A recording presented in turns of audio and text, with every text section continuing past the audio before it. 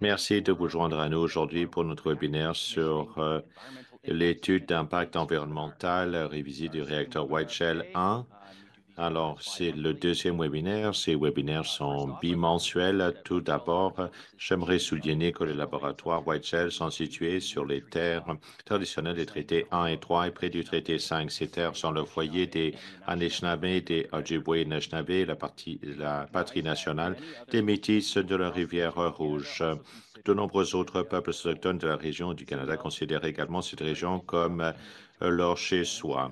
Alors, on est profondément reconnaissant, finalement, euh, d'avoir la possibilité de travailler sur les terres et nous reconnaissons que ce site a été créé sans la consultation des peuples autochtones de la région. Nous reconnaissons l'impact permanent de cette situation et nous nous engageons à comprendre et à respecter l'histoire, les droits et les titres d'autochtones uniques associés à ces terres.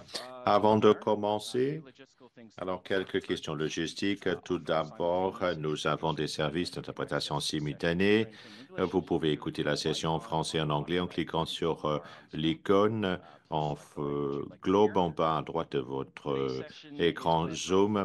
La session d'aujourd'hui devrait durer environ 45 minutes. La présentation prendra environ 20 à 25 minutes et le reste du temps sera consacré aux questions. Utilisez l'icône questions-réponses, soumettre vos questions à n'importe quel moment pendant la présentation. Notez que nous enregistrons cette session parce qu'on aime bien publier la session sur notre chaîne YouTube. Après, on va vous envoyer donc le lien avec les réponses écrites à vos questions. Si vous rencontrez des problèmes techniques, envoyez donc un courriel à wlcommunication@cnl.ca et on va vous aider. Un sondage rapide suivra également la présentation pour nous aider à déterminer finalement les améliorations qu'on peut apporter. Alors, il y a 10 questions auxquelles il faut répondre. On apprécierait finalement votre temps. Alors, Jeff Miller va vous faire une présentation et il est donc gestionnaire à White Shell. Il va nous donner une mise à jour sur le développement de ce projet. Après la présentation, on va vous céder la parole pour vous permettre de poser vos questions. Jeff, à vous. Merci, Mike. Bienvenue et merci de prendre le temps pour qu'on puisse vous parler de notre progrès dans le cadre du projet de déclassement du WR1. Je m'appelle Jeff Miller. Je suis responsable de l'approbation réglementaire pour le projet de déclassement du WR1. Je travaille à White Shell depuis 17 ans à différents postes, mais je travaille auprès du projet depuis 10 ans maintenant. Je suis ingénieur nucléaire, fier mari et père. Et passionné de Star Trek, faites-moi savoir quand vous verrez les références cachées à Star Trek dans la présentation aujourd'hui. On va commencer avec quelques informations générales pour ceux d'entre vous qui se joignent à nous pour la première fois. Puis nous ferons le point sur les révisions apportées aux déclarations, finalement, à la déclaration environnementale dans le cadre de la dernière soumission en janvier de cette année. Les laboratoires White Shell ont été construits à partir de 1962. Alors, on a construit un réacteur de recherche de 60 mégawatts à refroidissement organique. White Shell a permis la conception de plusieurs réacteurs et accueilli le développement de plusieurs conceptions de petits réacteurs canadiens. La ville voisine de Pinawa, Manitoba, a été construite par Énergie atomique du Canada pour loger la main-d'œuvre. La photo à l'écran représente l'excavation réalisée pour construire les fondations WR1 et vous voyez donc à gauche qu'il y a une grue. Ça vous donne une idée finalement de la taille des travaux. WR1 a été construit de 1963 à 1965, 18 mois entre l'excavation et la phase critique. Il s'agit d'un prototype de réacteur préconduit. Il utilise des tubes de pression verticaux et fonctionne avec des combustibles d'uranium et d'oxyde d'uranium faiblement enrichis. il était refroidi à l'eau lourde. L'utilisation de réfrigérants égarniques a permis finalement des températures plus élevées et qui a inhibé la corrosion. Cependant, le liquide de refroidissement doit être purifié en permanence. En fin de compte, le concept Candu est allé de l'avant avec un refroidissant à eau lourde et le WRA a continué à soutenir la recherche et développement. On n'a jamais produit d'électricité. Son utilisation principale était la recherche, bien que la chaleur du réacteur ait été utilisée pour chauffer des bâtiments dans certaines zones du site. Alors, c'est une structure incroyablement robuste, construite à 5 étages sous le niveau du sol. Exploité de 1965 à 1985, il a été mis à l'arrêt en toute sécurité à la fin de sa mission de recherche. Le combustible a été retiré et le modérateur et le liquide de refroidissement ont été enlevés. De nombreux systèmes de soutien du réacteur ont été désactivés et certaines parties du bâtiment ont été réaffectées. Le bâtiment est actuellement en état stockage avec surveillance. Le bâtiment est entretenu et doté d'un personnel qui veille à ce que l'installation reste sécuritaire. Lorsque le déclassement a commencé à Whiteshell il y a plus de 20 ans, le plan pour le WR1 était de différer le déclassement d'environ 60 ans, date à laquelle on imaginait qu'on aurait une installation d'élimination pour les déchets. Les meilleures pratiques ont évolué depuis pour réduire les périodes et pour éviter le fardeau sur les générations futures. L'absence d'une option d'élimination centralisée, le CNL a proposé que le WR1 soit désormais éliminé sur place. Cette option peut être mise en œuvre dès maintenant avec les technologies existantes afin de faciliter la fermeture du site sans faire peser une charge excessive sur les générations futures. L'élimination en situ implique la démolition plutôt des structures au-dessus du niveau du sol et le remblayage de la structure au-dessous du niveau du sol avec un béton très fluide pour encapsuler les composants restants. Il ne s'agit pas d'une simple finalement d'un endiguement sans tenir compte de la sécurité à long terme. L'état final du WR1 est une installation de stockage des déchets à sécurité passive qui intègre des barrières multiples. Tout d'abord, il y a les déchets eux-mêmes. Le cœur du réacteur actif contient plus de 99% de l'inventaire restant et est principalement construit d'acier inoxydable et de zirconium. Il faut des dizaines de milliers d'années pour que ces composants se corrodent. Le noyau est ensuite entouré de tous les côtés d'un mur en béton lourd de 2,5 mètres d'épaisseur. Au lieu de ça, les murs intérieurs et les sols peints constituent un autre niveau de confinement. Le remplissage de coulis dans les pièces constitue une couche supplémentaire de confinement. Les murs de fondation extérieure ont une épaisseur de 1,3 mètre à la base et constituent à nouveau une barrière contre les infiltrations d'eau souterraine.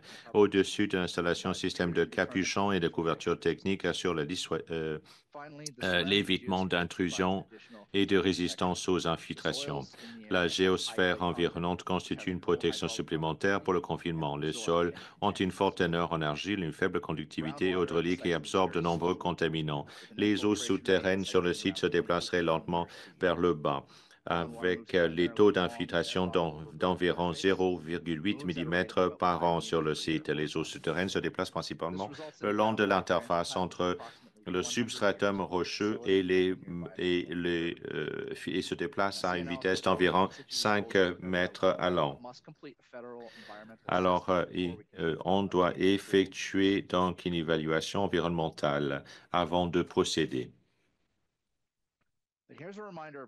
Voici un rappel de l'état d'avancement de l'évaluation environnementale du projet.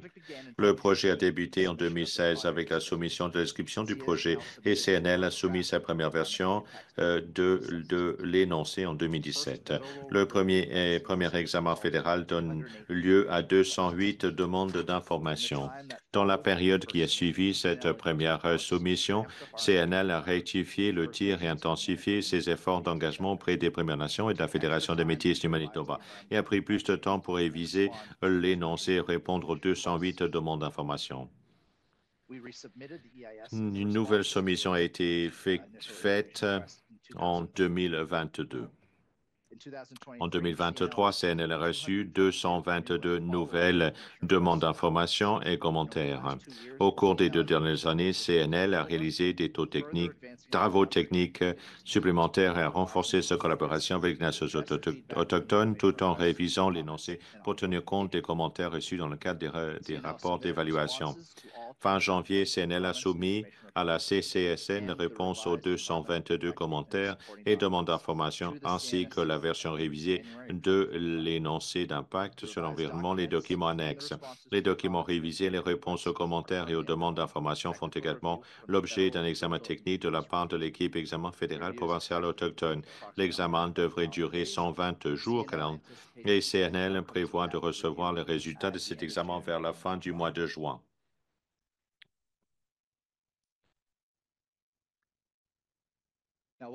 Maintenant, nous allons passer en revue les mises à jour que CNL a apportées à l'énoncé dans les prochaines diapositives. Il est important de noter que les conclusions de l'énoncé restent globalement les mêmes que dans les soumissions précédentes. L'énoncé examine les incidences du projet sur les personnes et l'environnement pendant la phase de construction et après la fermeture. L'évaluation prend en compte les conditions actuelles, les effets cumulés et les développements raisonnables prévisibles. Et on examine les scénarios d'évolution normale et d'événements perturbateurs. On tient compte des meilleures pratiques existantes, des mesures d'atténuation proposées, des caractéristiques de conception environnementale du projet. Sur la base de l'évaluation, même avec les changements apportés par les LNC dans ces soumissions, aucun effet biophysique négatif significatif sur la santé humaine ou environnementale n'a été identifié. La photo à la droite, c'est un des membres de notre équipe que se prépare à effectuer un examen sur les chauves-souris. Donc, on a étudié les chauves-souris qui hivernaient dans les structures. Le dossier contient un grand nombre de documents. L'image qu'on voit ici vous présente donc l'historique des révisions de l'énoncé fourni avec notre demande. Le dossier est complété par l'énoncé, l'évaluation de la sûreté du classement, les principaux documents techniques d'appui et qui fournit l'essentiel du résumé de l'analyse technique. Ces 2 documents sont étayés par une série de documents techniques d'appui. Ils comprennent des rapports de modélisation, de l'écoulement des eaux souterraines et du transport des solutions. Et de même que 700 documents de référence individuelle à l'appui de ces évaluations. Maintenant, on va vous présenter une mise à jour aux changements apportés à l'énoncé et aux documents d'appui dans la soumission la plus récente. CNL a apporté des modifications importantes à 3 documents, l'énoncé, l'évaluation des risques environnementaux et le rapport sur l'engagement des populations autochtones à la suite des demandes d'information de l'équipe fédérale chargée de l'examen et des nombreux engagements en cours avec les Premières Nations et la FMM.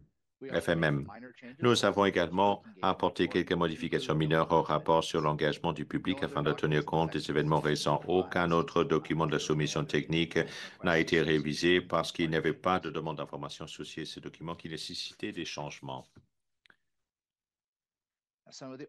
Voici quelques-uns des changements généraux que vous verrez qui incluent l'incorporation des commentaires et des perspectives des nations, des communautés, des organisations autochtones. Nous avons mis à jour des prévisions du calendrier du projet. Nous avons inclus des références mises à jour, donc des révisions récentes de documents internes, etc. Nous avons modifié le texte, la terminologie, les figures, les tableaux. Dans l'ensemble du texte, nous avons mis à jour la terminologie relative aux peuples autochtones. Ça, c'est suite au retour d'informations et la réaction des peuples autochtones. Tous les changements apportés ont été motivés par les demandes d'information de l'équipe fédérale provinciale d'examen des questions autochtones ainsi que par les discussions avec les autochtones. À droite ici, on voit qu'on fait visiter la salle de contrôle.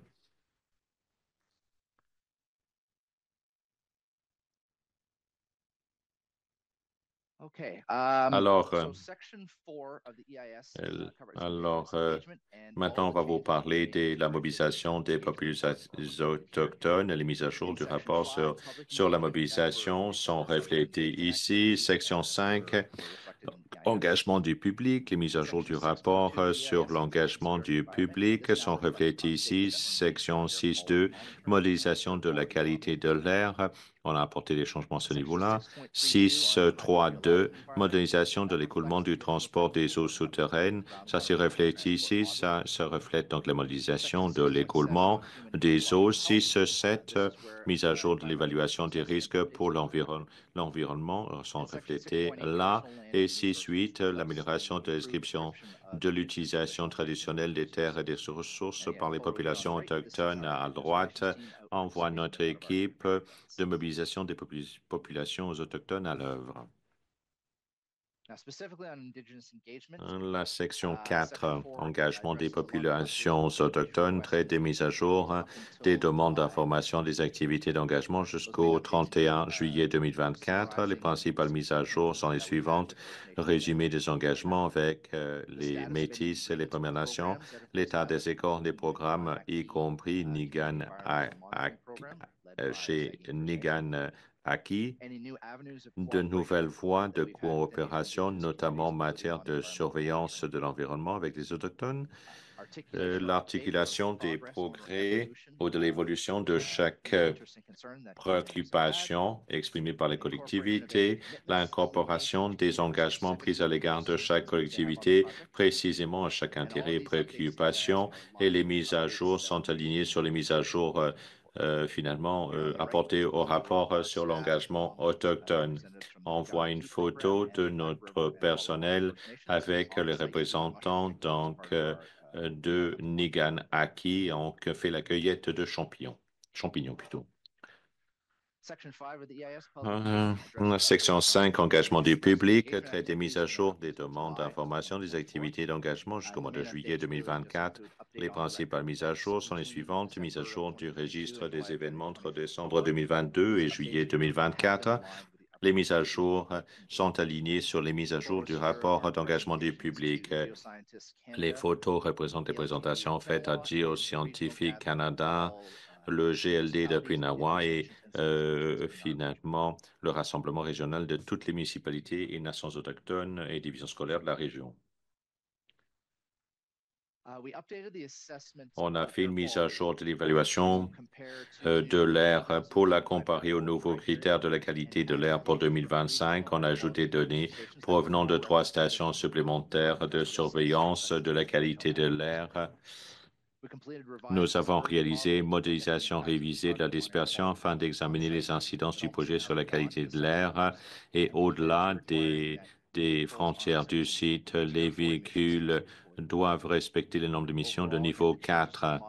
Les modifications apportées à la modélisation de la IEIE n'ont pas changé les conclusions selon lesquelles le projet n'aurait pas d'effet résiduel négatif important sur la qualité de l'air. À droite, on voit un autre exemple de notre collaboration avec les Premières Nations. Ici, on faisait une cueillette de bleuets.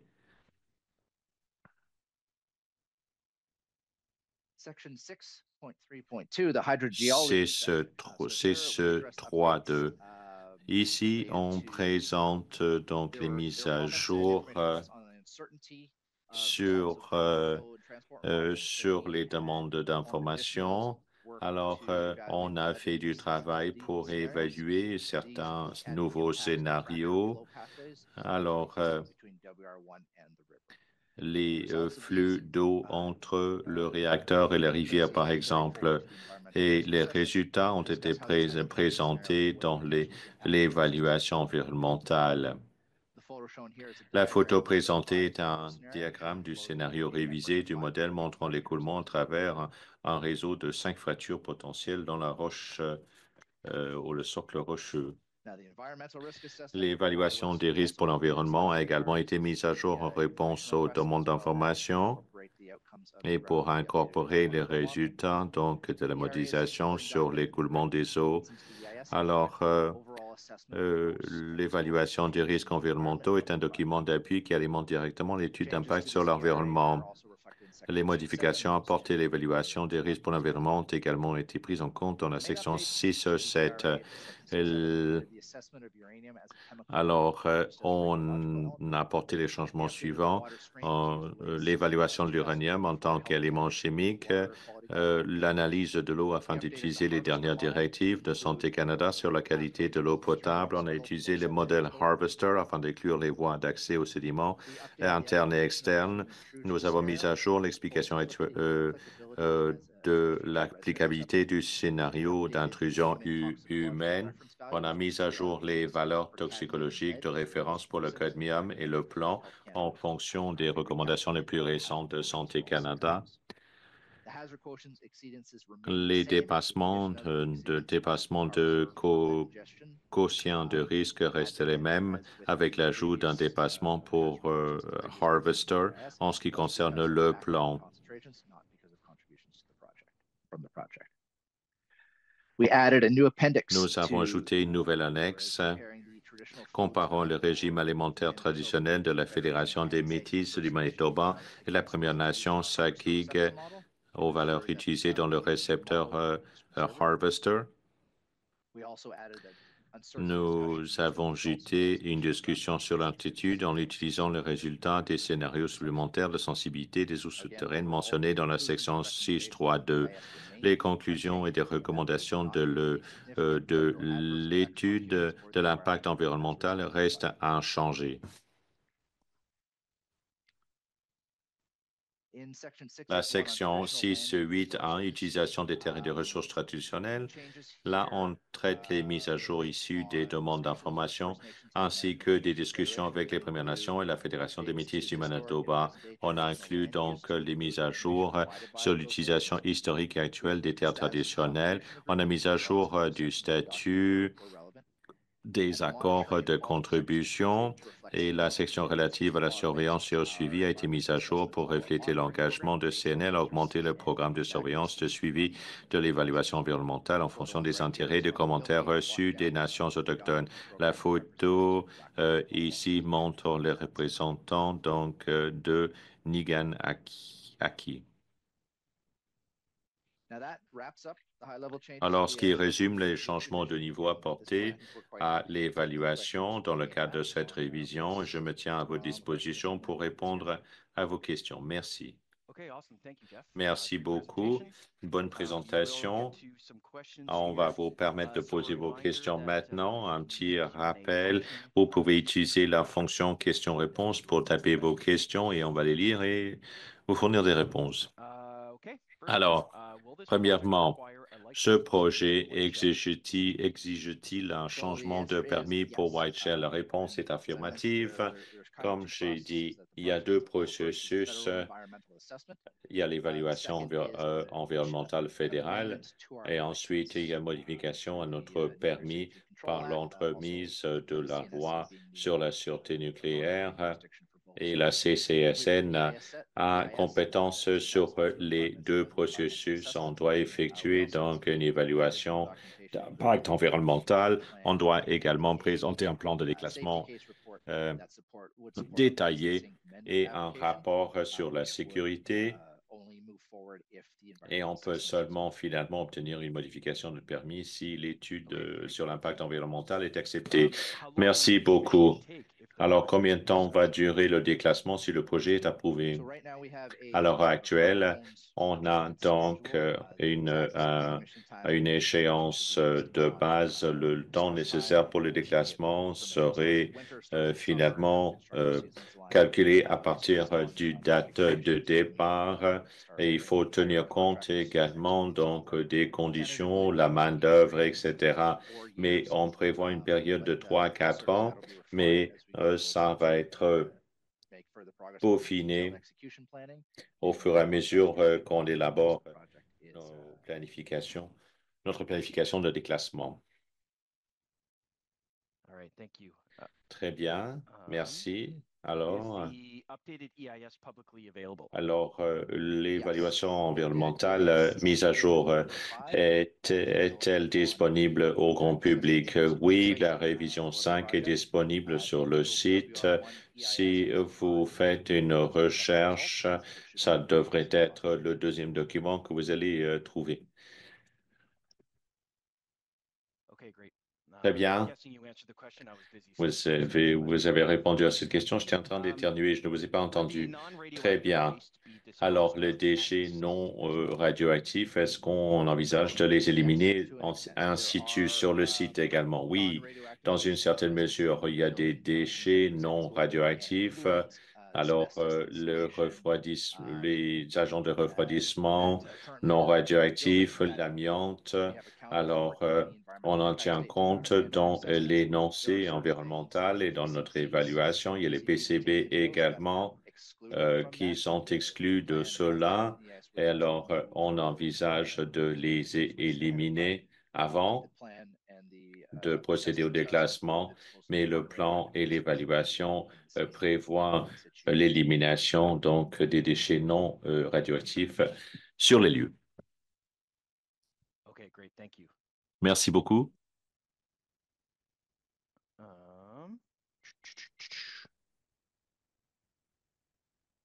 Quel est le plan si le CCSN ne permet pas une élimination sur les lieux? Difficile à répondre, surtout à mon niveau. Alors, si on rejette le déclassement sur les lieux, alors tout dépendra de la raison donnée. Ça dépendra également finalement des commentaires reçus par CNL et ça dépendra également de la politique fédérale sur l'élimination des déchets nucléaires. D'accord? Est-ce que ce même travail a déjà été effectué par les laboratoires? Pas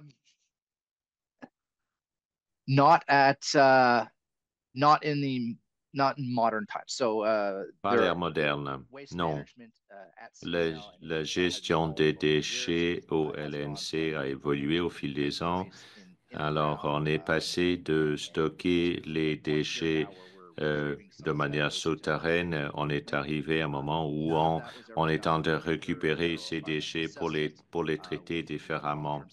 Alors, il n'y avait pas d'évaluation fédérale par le passé.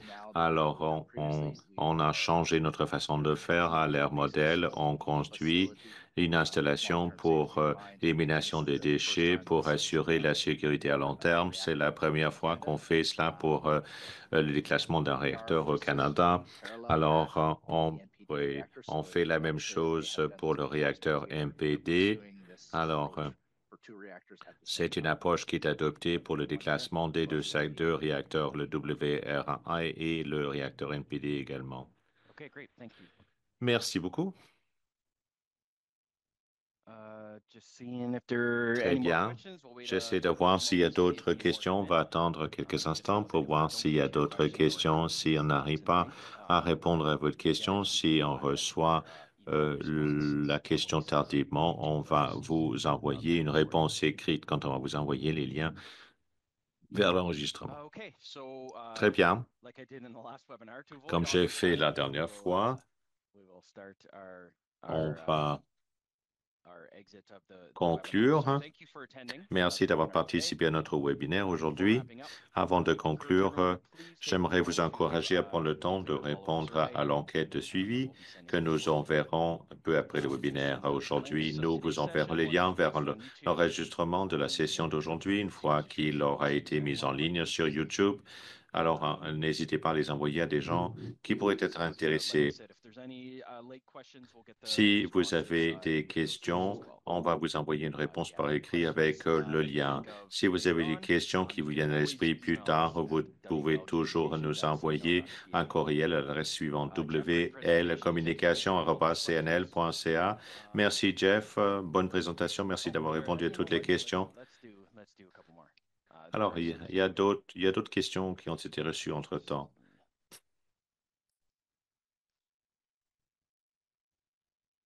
Quel type de mesures de collaboration seront mises en œuvre impliquant d'autres départements dans le cadre de ce projet-ci? C'est une question plutôt générale. Alors, tous les projets à White Shell sont intégrés. Mon projet, on a des projets qui sont en cours pour traiter les déchets, pour la récupération de déchets problématiques également. Nous avons un niveau d'interconnexion, partage nos ressources, on suit les mêmes procédures et nous partageons des informations par l'entremise des leçons apprises lors de nos travaux. Quand on effectue un projet, peu importe le niveau, alors on suit cela avec une rencontre qui présente les choses qui ont bien fonctionné, qui n'ont pas bien fonctionné, ce qu'on pourrait améliorer, et tout cela est envoyé aux autres projets en vigueur. Ça nous permet finalement de constamment améliorer notre façon de faire. Ça nous permet finalement de faire face aux défis communs ensemble. Merci. Prochaine question porte sur l'état du site White Shell dans son ensemble. Je vais demander à un des membres de mon équipe à vous envoyer un lien vers le site web pour le déclassement de White Shell. Il y a beaucoup de projets en cours. Jeff, voulez-vous peut-être ajouter quelque chose ailleurs? Il y a plusieurs projets en cours de manière simultanée et on va vous envoyer le lien. Vous allez pouvoir voir pour vous-même. C'est bien, Mike. C'est tout. Merci beaucoup, Jeff. Bonne présentation. Merci d'avoir répondu à toutes les questions. N'hésitez pas à nous contacter à wlcommunication@cnl.ca si vous avez des questions. Merci et bonne journée.